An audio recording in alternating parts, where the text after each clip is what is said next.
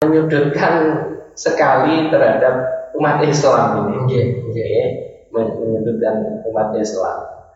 Orang berpolitik kok tidak boleh beridentitas. Orang politisi itu harus mempunyai identitas yang jelas, background yang jelas. Nah ini kok identitas ini tidak boleh dimunculkan. Akan tetapi identitas itu menurut saya, politik identitas itu boleh-boleh saja. Akan tetapi jangan hanya identitas saja yang dimunculkan.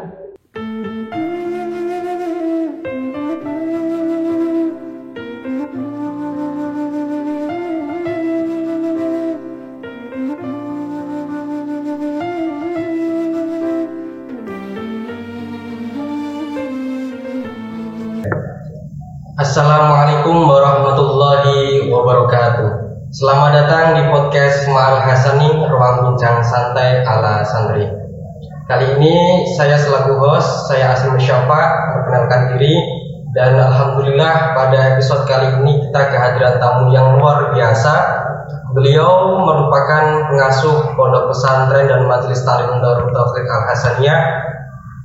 Beliau asli lahir di rahim pesantren, kemudian beliau berkiprah di dunia pesantren, dan lebih menariknya lagi beliau juga berkiprah di dunia politik. Beliau adalah Syekhina Ahmad Husam Husainul Fadl. Assalamualaikum Mbak. Waalaikumsalam warahmatullahi wabarakatuh. Sebelumnya kami haturkan banyak terima kasih kepada panjenengan yang sudah berkenan hadir untuk mengisi siaran podcast pada malam hari ini. Sebelumnya mohon izin untuk perkenalkan kurikulum vintage panjenengan atau biografi sedikit panjenengan. Kurang lebihnya beliau ini merupakan anggota DPRD Kabupaten Tuban. Beliau juga ketua Partai Persatuan Pembangunan Kabupaten Tuban dan beliau juga pengasuh Pondok Pesantren Darut Taufiq Al-Hasaniyah. Pada segmen kali ini kita akan membahas tentang tema yang sangat menarik, yaitu santri dan panggung politik.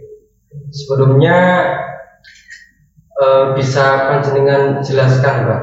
Panjenengan ini kan lahir dari pesantren, dibesarkan di rahim pesantren, kemudian berkiprah di dunia pesantren. Apa motif yang melatar belakangi panjenengan sehingga panjenengan turut hadir untuk terjun di dunia politik? Assalamualaikum warahmatullahi wabarakatuh. Waalaikumsalam warahmatullahi wabarakatuh. Memang saya dilahirkan dari pesantren, kecil di pesantren, besar di pesantren. Ini agak menarik juga. Kenapa orang yang pure dari pesantren kemudian terjun di dunia politik? Tentu tidak serta-merta. Artinya ada sesuatu yang melatar belakangnya.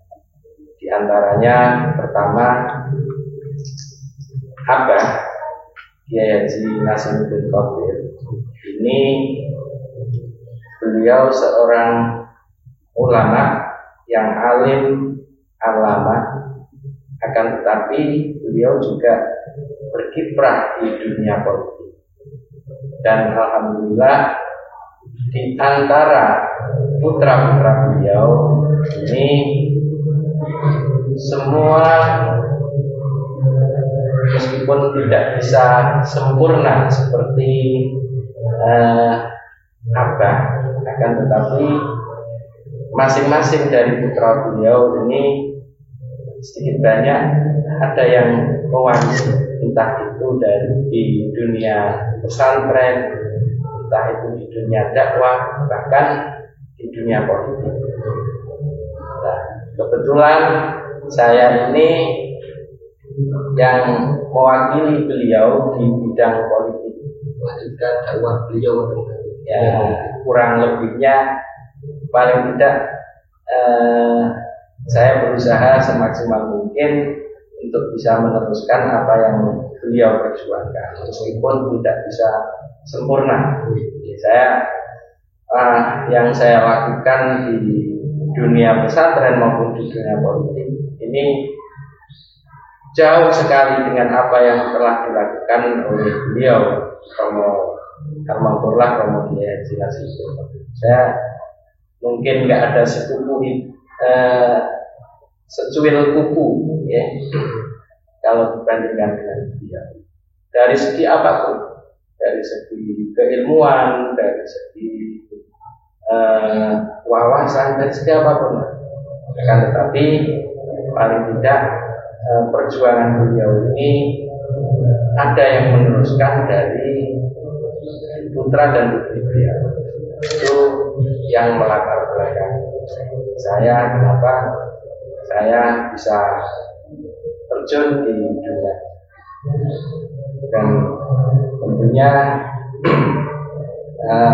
terjun di dunia politik ini merupakan pertama adalah panggilan hati, kedua di samping panggilan hati ini yang melatar belakangi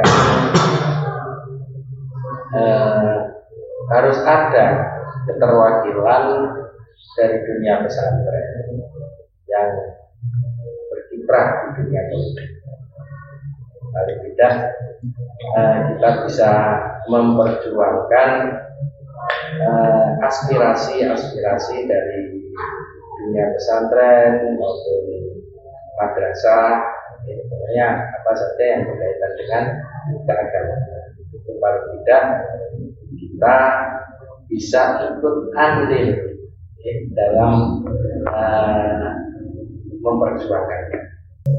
Yang kami pahami mengenai latar belakang panjenengan terjun di dunia politik, yang pertama adalah panggilan dari hati. Yang kedua, menyambung atau meneruskan spirit politik Mbah Yai Nasruddin Qadir juga tentunya tidak terlepas dari sosok Allah Yarham Mbah Kiai Haji Maimun Zubair. Tentu di sini ada nuansa ibadah tersendiri, Pak. Ketika panjenengan dari pesantren kemudian terjun di dunia politik untuk terjun dakwah di situ. Artinya di situ ada nilai-nilai dakwah yang perlu diisi. Mungkin panjenengan bisa menjelaskan ruang-ruang dakwah ketika panjenengan terjun di dunia politik. Terjun di dunia politik ini merupakan sebuah pilihan.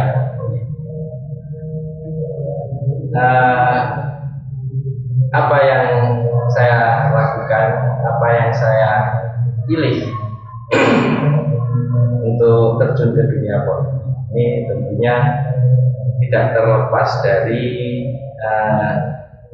beliau-beliau itu tadi, Romo Kiai Haji Maimun Zubair, Romo Kiai Haji Muhammad Nasruddin Qadir, yang mana beliau ini juga murni atau pure dari pesantren, akan tetapi beliau ini juga terjun secara praktis di dunia politik. Berbicara tentang politik ini memang luas sekali,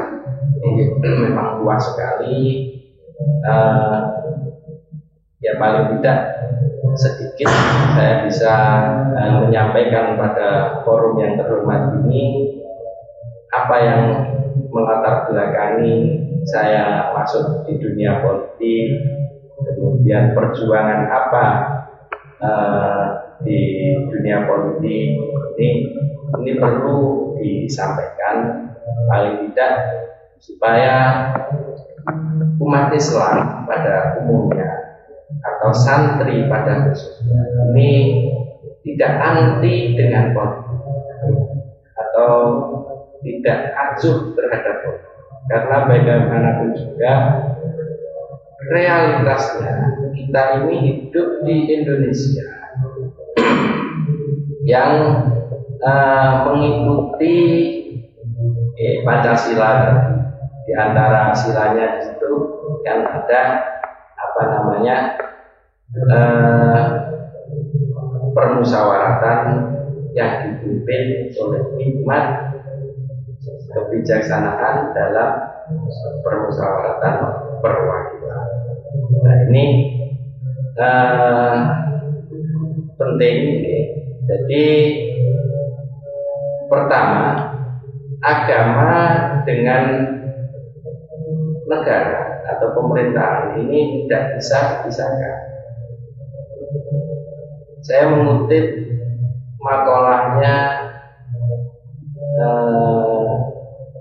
Imam Ghazali yang ada di kitab Ihya Ulumuddin, karya fenomenal beliau. Di antaranya adalah ad-dinu wal mulku tawamani, ad-dinu aslun wal mulku harisun, fama la aslalahu fama dunun, wa ma la harisalahu fama.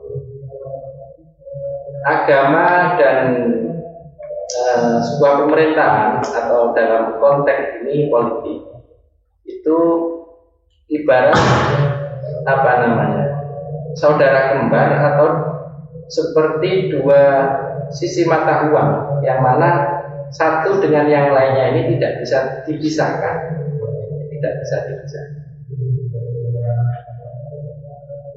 Sesuatu yang tidak mempunyai pondasi, famala aslalahu famadu.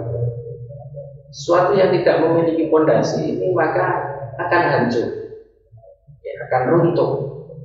Sedangkan sesuatu yang tidak punya penjaga, dalam hal ini penjaga ini konteksnya adalah pemerintah atau politik, maka kata beliau Imam Ghazali, famala harisalahu fawadu. Maka sesuatu yang tidak mempunyai penjaga maka akan sia-sia. Dan itu yang melatar belakangi saya untuk terjun politik. Jadi terjun di dunia politik ini, kalau saya boleh mengutip perkataannya Gus Baha, yang mana Gus Baha ini adalah senior kami di satu alma mater juga di Pondok Pesantren Al Anwar Sarang. Perkataan beliau ini viral sekali sebetulnya, bisa dicek di YouTube. Kata Gus Baha itu,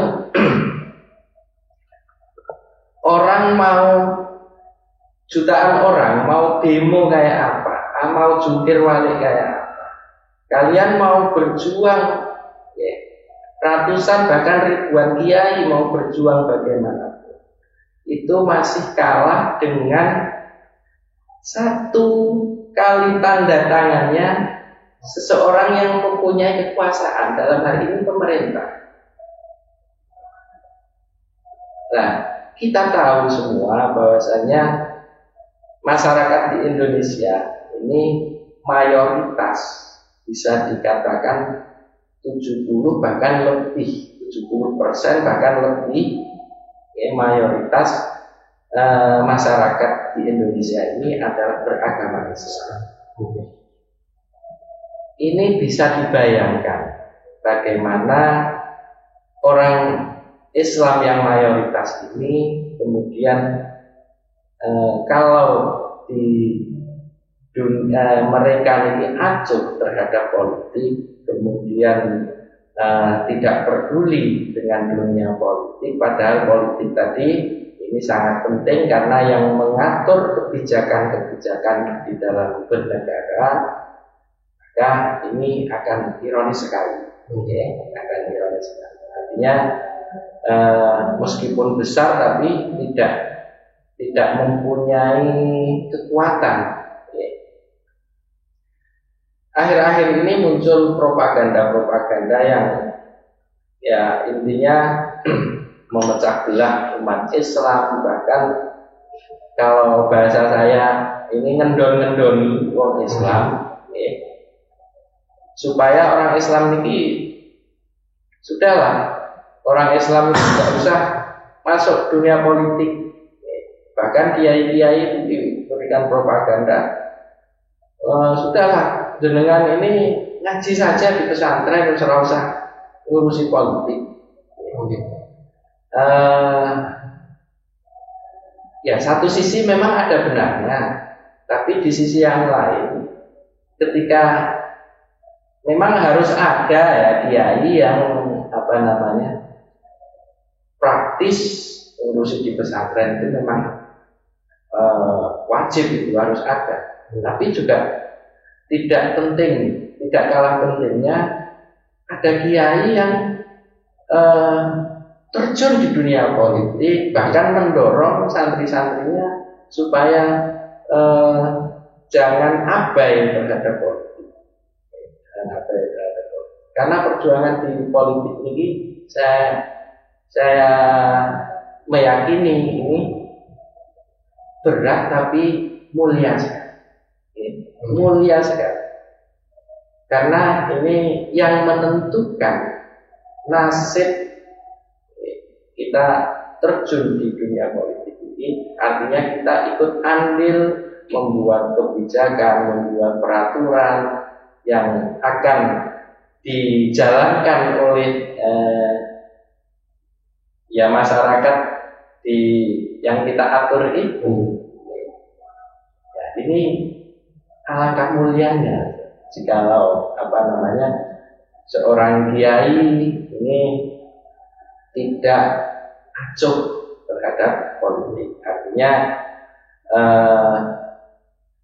orang Islam, santri, kiai-kiai ini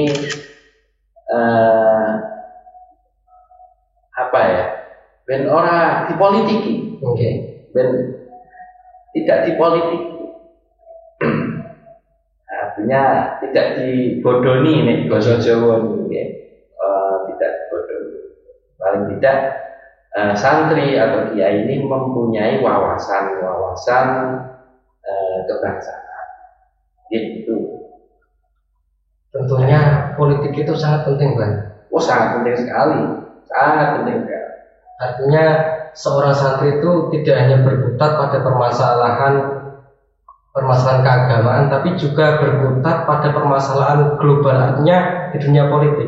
Dalam artian politik itu sebagai aturan atau mengatur keberlangsungan hidup masyarakat. Tentunya bagaimana kita bisa bayangkan ketika orang-orang yang mengatur politik itu bukan totalitas atau sebagian dari orang pesantren. Artinya ketika santri bisa terjun di dunia politik itu malah menjadi majalul ijtihad wal ibadah. Tentu kita semua mengharapkan seorang santri yang peduli akan hal tersebut. Dan yang terakhir mengenai santri dan politik, mungkin bisa panjenengan berikan motivasi kepada kita semua, Mbak, mengenai tantangan dan kesiapan bagaimana membangun mentalitas seorang santri agar ketika terjun di dunia politik itu tidak terkendali begitu saja. Seperti yang saya sampaikan tadi, artinya santri itu jangan acuh terhadap politik. Artinya santri itu harus mempunyai wawasan seluas-luasnya, karena bagaimanapun juga santri ini nanti ketika pulang mereka akan menghadapi berbagai macam permasalahan, berbagai macam lapisan masyarakat dengan background yang berbeda-beda.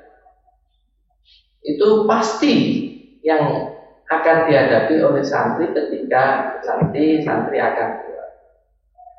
Nah, tentunya dakwah yang dibawa santri, apa yang telah diajarkan, apa yang telah diteladani santri dan kiai-kiainya atau pelajaran-pelajaran yang telah diserap di dunia pesantren ini tentu ini adalah ketika pulang ini akan disebarluaskan melalui dakwah.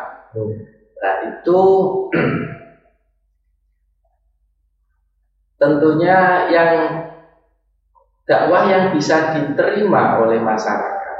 Ini tentu dakwah yang katakan yang lentur, karena Islam ini rahmatan lil alamin, rahmat untuk alam semesta.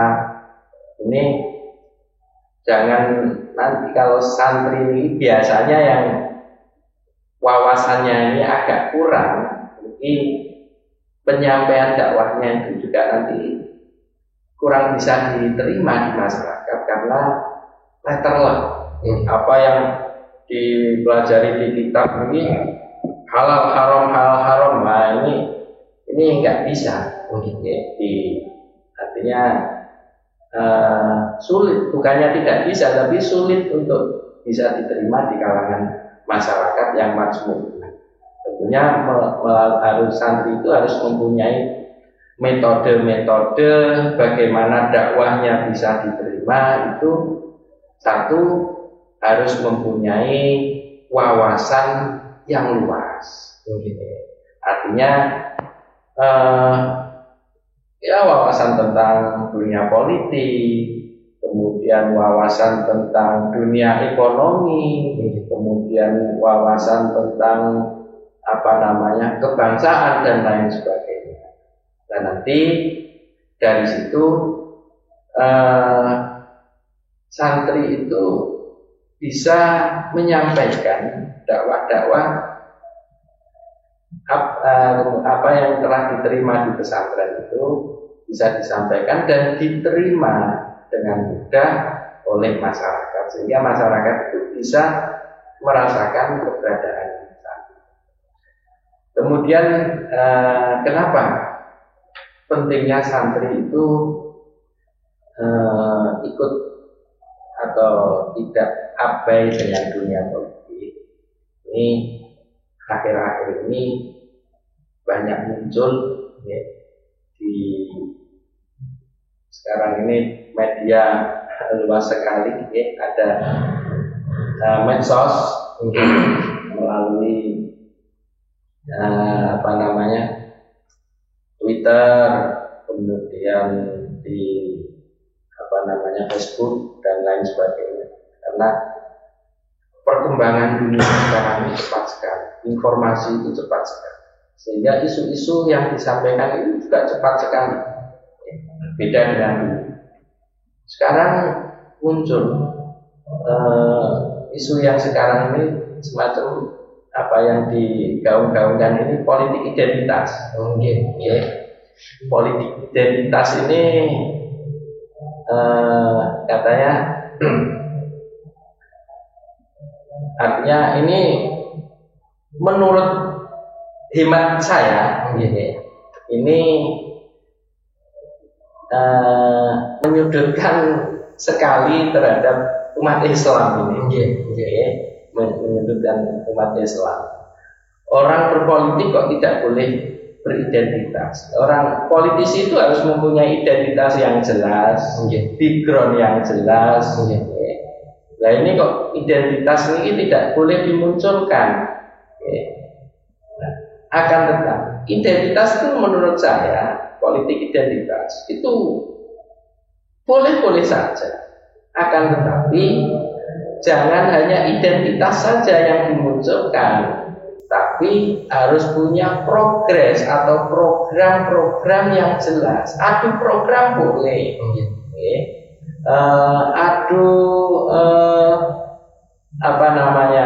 ide itu harus buat harusan. Tapi identitas ini jangan sampai dihilangkan menurut saya. Nah, kemudian muncul lagi politik dan agama itu tidak ada kaitannya. Katanya tidak ada kaitannya. Ini menurut saya ini bahaya sekali. Dalam Islam itu hal-hal yang kecil saja itu diatur. Kita mulai bangun tidur, itu dalam Islam itu diatur. Tangi dulu berdoa. Kemudian mau ke kamar mandi, masuk ke kamar mandi itu harus memakai pertama masuk kaki kiri dulu, kemudian ada doanya. Keluar kamar mandi nanti kaki kanan ada doanya.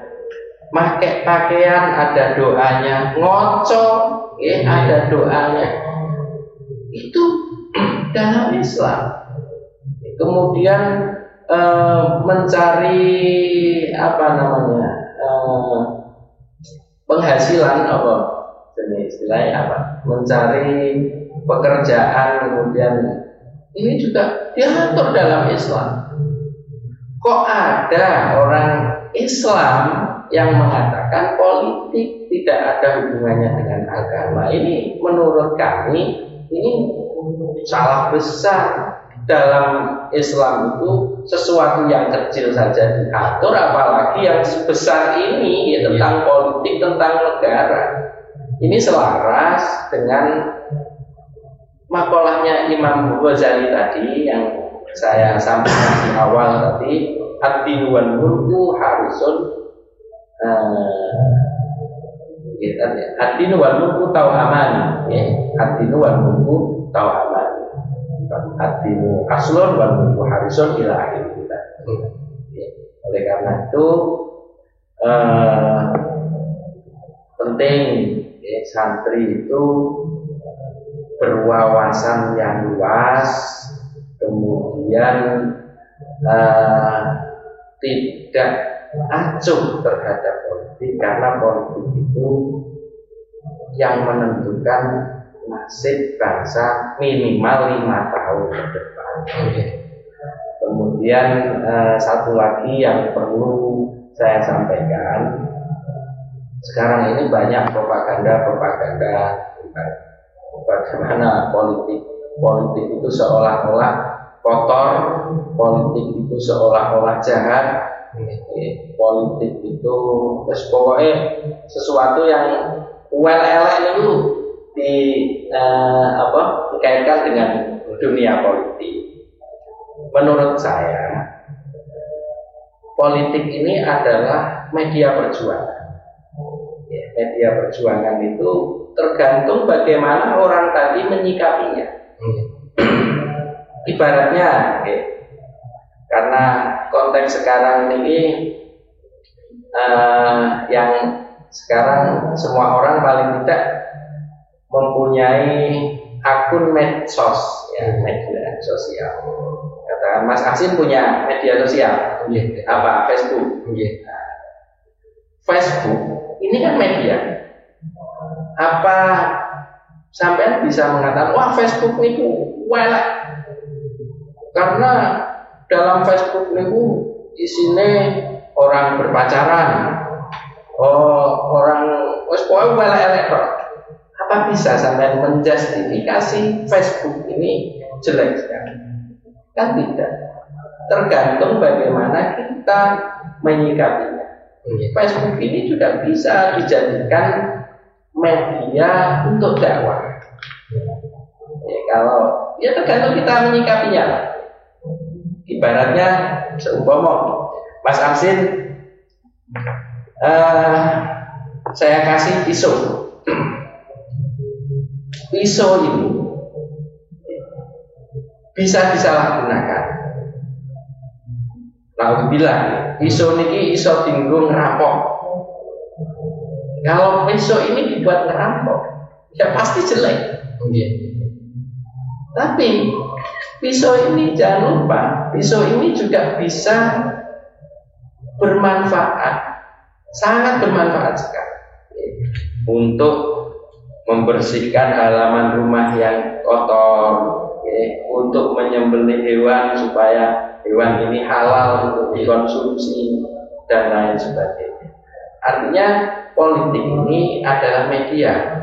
Media itu tidak bisa dijustifikasi politik itu jelek, tapi tergantung bagaimana orang tersebut menyikapi.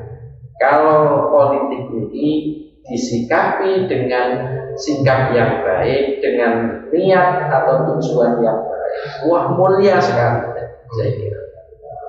Itu Mas Asin. Baik, ini merupakan hal yang sangat menarik bagi kita semua, apalagi kita dihadapkan dengan iklim-iklim politik yang tentu Indonesia ini sangat panas sekali, apalagi sebentar lagi kita menyikapi atau menghadapi pemilihan kepala daerah dan sebagainya. Mungkin cukup itu segmen kali ini, dan tentunya sebelum kalian meninggalkan channel ini jangan lupa like, subscribe, dan share. Sekian, saya selaku host undur diri. Wassalamualaikum warahmatullahi wabarakatuh.